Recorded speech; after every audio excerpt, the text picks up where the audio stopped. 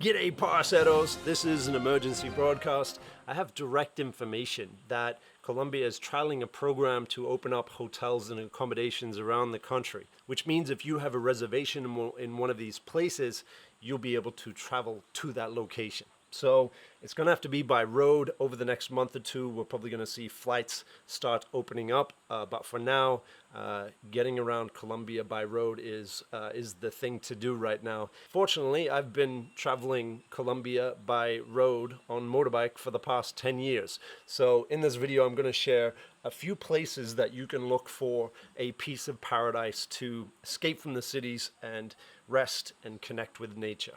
So please do all kinds of things to the like button. Click subscribe because we're going to continue our journey exploring personal and collective utopias. Okay, so let's jump into it here. Just so you get your bearings, Cartagena and Santa Marta are up this way. You've got Bogotá, the capital city of 9 million people. You've got Medellín, about 3 million people there.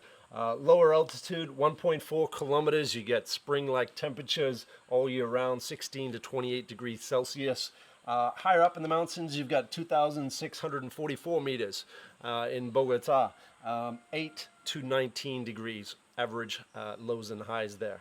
And in the middle here, you have the mighty Rio Magdalena. Okay, so leaving Bogotá, as you head out the Calle 80, in about 1 to 3 hours, you're going to start passing Villeta, La Vega, and Apoima. These are central towns that are acting as base camps to a wide range of accommodations and places to stay. You've got fincas and you've also got glamping. I checked out one of those in San Francisco, which was a really recommended place to visit. Okay, moving on, about 4 to 6 hours, either from Medellín or from Bogotá. This is really the center of Colombia and the central point that you'll find Hacienda Nápoles, you'll find Honda, which is a colonial town. Check out the Museo de Magdalena there. A lot of rivers. You're going to find a lot more adventurous type activities, waterfalls, hiking, fishing. One place that I would wholeheartedly recommend, and I've been to in a previous video, is Mama Lu. It's run by a friend who is delivering an experience that is very unique and very connected to nature. Entonces nos vamos a sumergir para hacer que quede recargado de energía natural.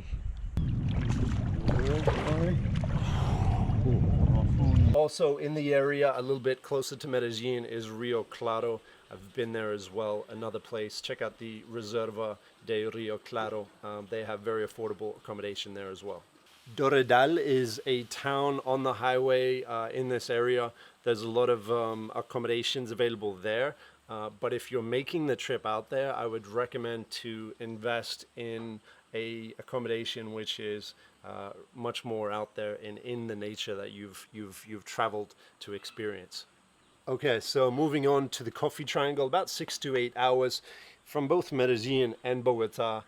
You'll find Armenia, Pereira, Manizales, one of my favorite places to travel in Colombia. You'll find Salento there. You'll also find a lot of hot springs. I really recommend Los Termales de San Vicente. So this is a 470 hectare nature reserve. They have accommodation on site. This has been a perfect place to rest up and recover. If you do stay here during the day, there's bird watching, there's hiking trails, there's a number of thermal baths, as well as the vapor huts, which are probably my favorite. Because it's the Coffee Triangle, you'll find a lot of experiences on coffee farms, a lot of accommodations that are on coffee farms.